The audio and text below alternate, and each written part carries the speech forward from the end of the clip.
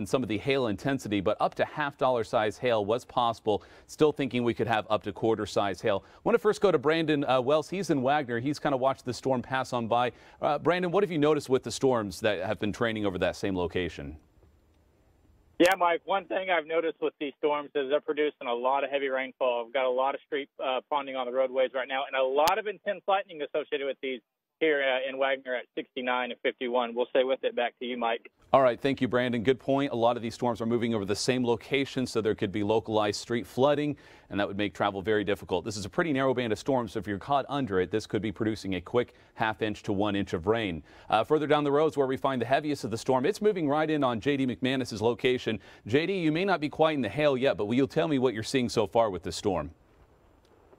Yeah, that's right, Mike. We're out here on 62 between Zeb and Parkfield, and we've been receiving some pretty heavy rain for the last 10 minutes now. We're starting to get some ponding on Highway 62.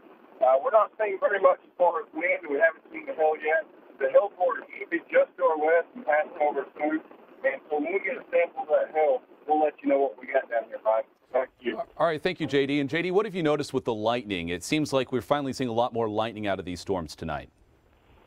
Yeah, you know, that first round that moved through earlier in the evening, there was just absolutely no lightning to speak of. And with this storm here, I'm seeing a lot of, positive strikes.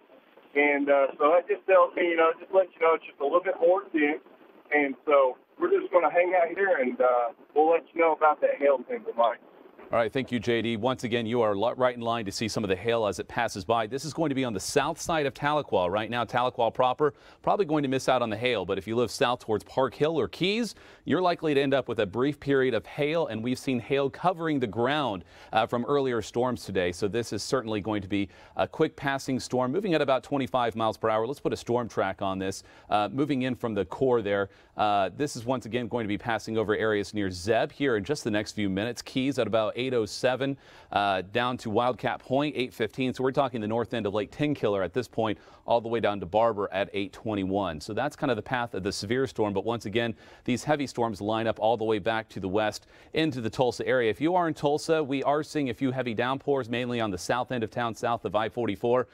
Right now, nothing severe, nothing anticipated to be severe in this area. And just to reiterate, we do not have a tornado threat at this time, but we do have a severe thunderstorm watch in effect until 10 o'clock this evening. So that threat will go on until at least that point. And the main concern will be up to golf ball size hail and 60-mile-per-hour winds. That is the main concern with any storms that continue to form over the same areas this evening, in addition to localized flooding. So once again, east of Tulsa, we're watching these storms. Severe thunderstorm warning for the next 6 minutes in the Tahlequah area. We'll have all the latest coming up. Stay here. Keep it here, and we'll keep you advised.